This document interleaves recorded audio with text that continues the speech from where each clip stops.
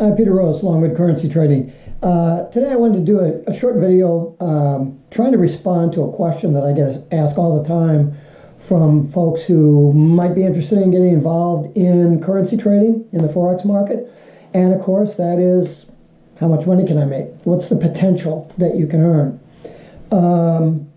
The simple answer to that is you can earn as much as you can conceive, basically.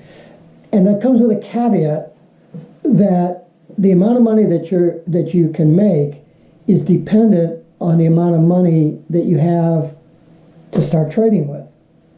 Let's be serious about things. If you have a $1,000 bank, you may be able to run that to $10,000.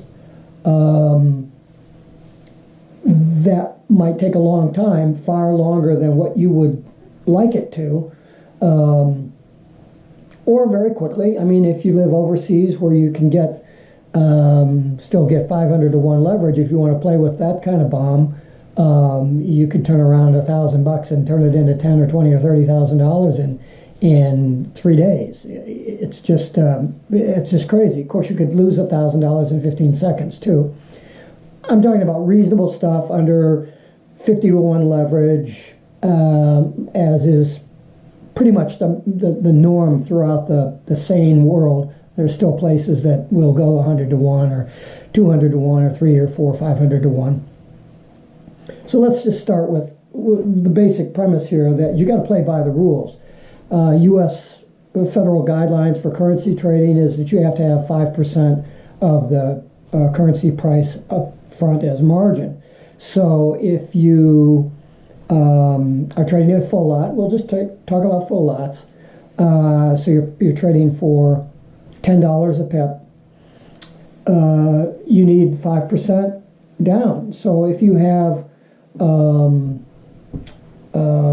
if your currency value is $100,000, let's make it easy, then you need $5,000 just to sit at the table.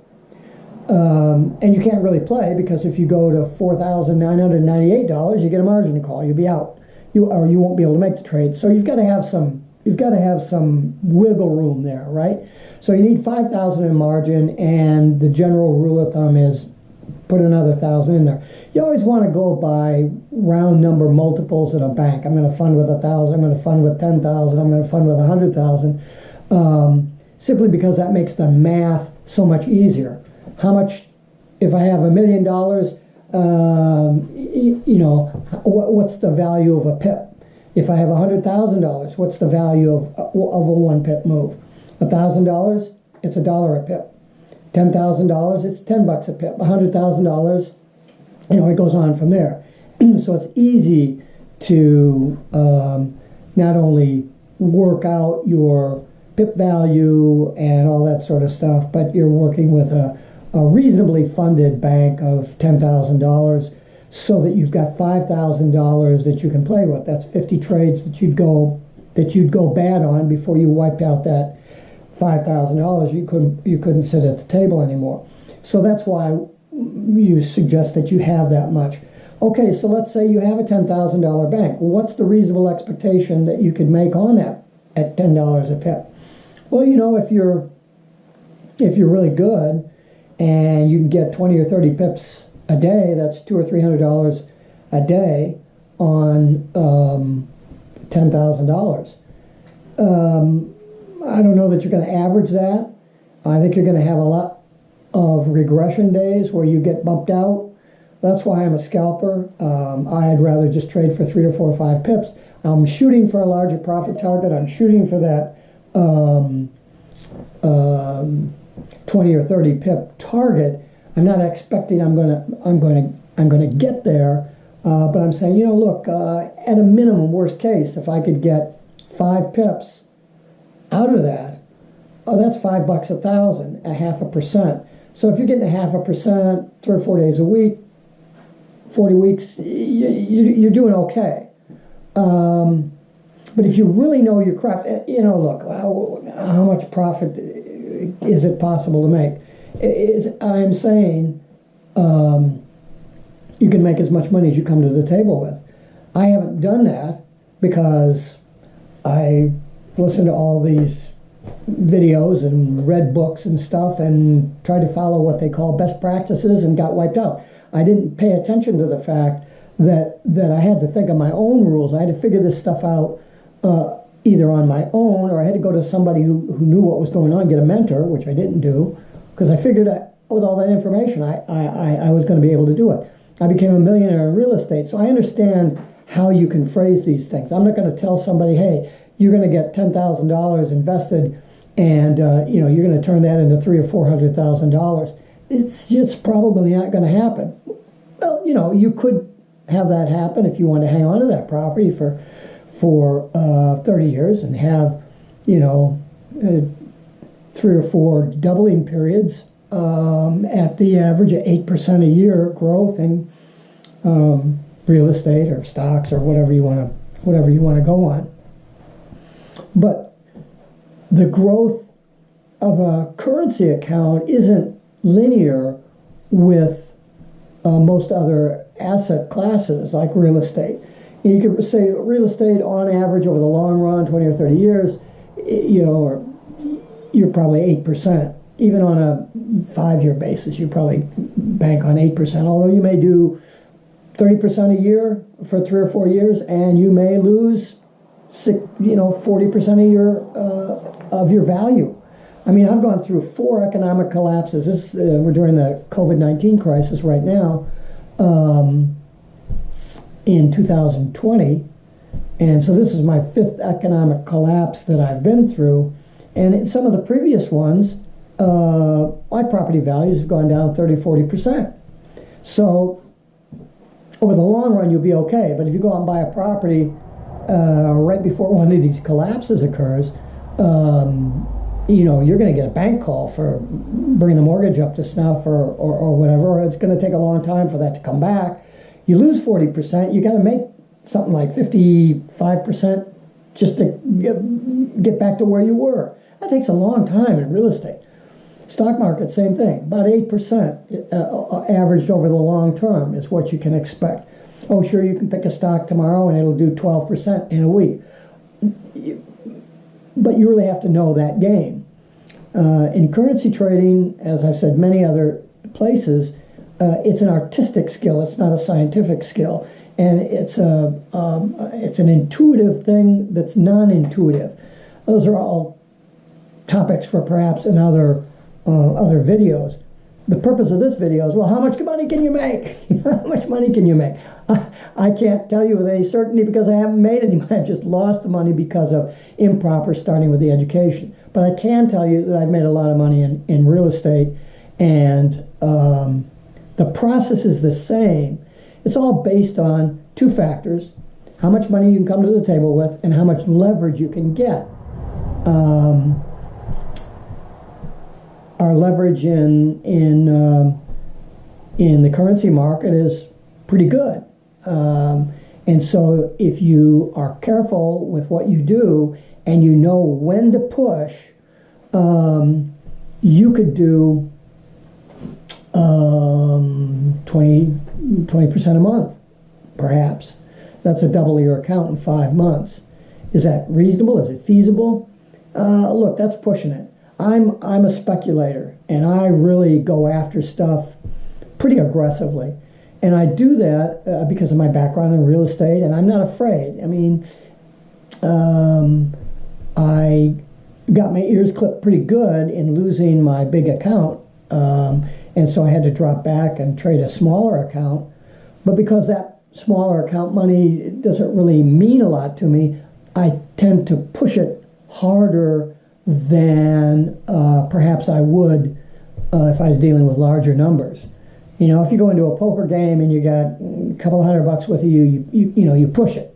If you go in there with $10,000 or $20,000 and sit down at the table, you're not going to act like a cowboy and slop your way through. You're going to have to settle down and really play. And I can speak with experience from that because I used to play for a week's salary. I'd sit at the table, and if there wasn't a week's salary that I was bringing to the table,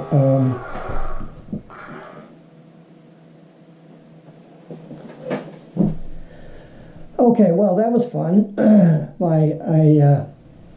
got distracted there. My dog, a mini Australian Shepherd, had an accident in the woods the other day and ripped himself all up. So he's had surgery, and so I had him in here with me, and my wife was out doing something and he heard her pull back in, and so he started scrambling around, and I lost track of what I was saying. The poor guy is in a lot of pain.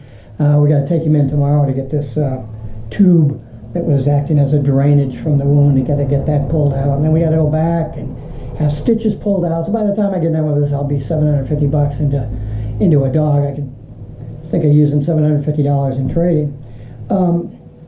We're talking about how much money is possible to make, and it's a funding. It comes down to a funding amount. Yes, if you're very aggressive with a small amount of money, you might be able to do 20% a month or 30% a month. It's somewhere along the line, if you don't have really, really, really good risk management, you're going to take a bad hit. You can only push that kind of thing for so long. And when you're dealing with really large sums of money, $20,000-$40,000, you're not gonna push like that. You just can't afford to, because the hit financially against the bank, from a percentage standpoint, is going to be the same whether you lose $500 or $50,000. But losing $50,000 is a lot more painful. Believe me, that's what I've done. So you don't want to be pushing it. In my scalping, having very, very rigorous risk control and a really good kind of eye for setups and stuff, with this little account that I've been working, as long as I follow my rules, I can get 15% a month or 13% a month or something like that, without enormous bad things happening. If I don't follow those rules, if I just squeeze it one time, I could take a 20% hit. It's that fast. It's like shit through a goose. It just goes away. So, let's use a more reasonable amount. Can you make 3% a month? That's 30% a year. That's 3 pips, $3 a thousand. So, that's really easy to get.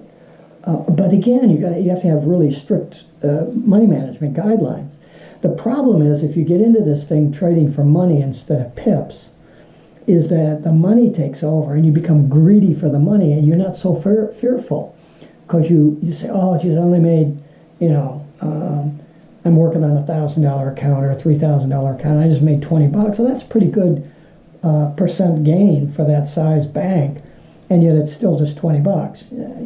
I pay $20 for a bottle of wine. That's why I don't get all wrapped around the axle when I lose $20 on a $1,000 account, because it just doesn't mean anything. But it's a huge hit from a percentage wise, and you just can't get sloppy like that.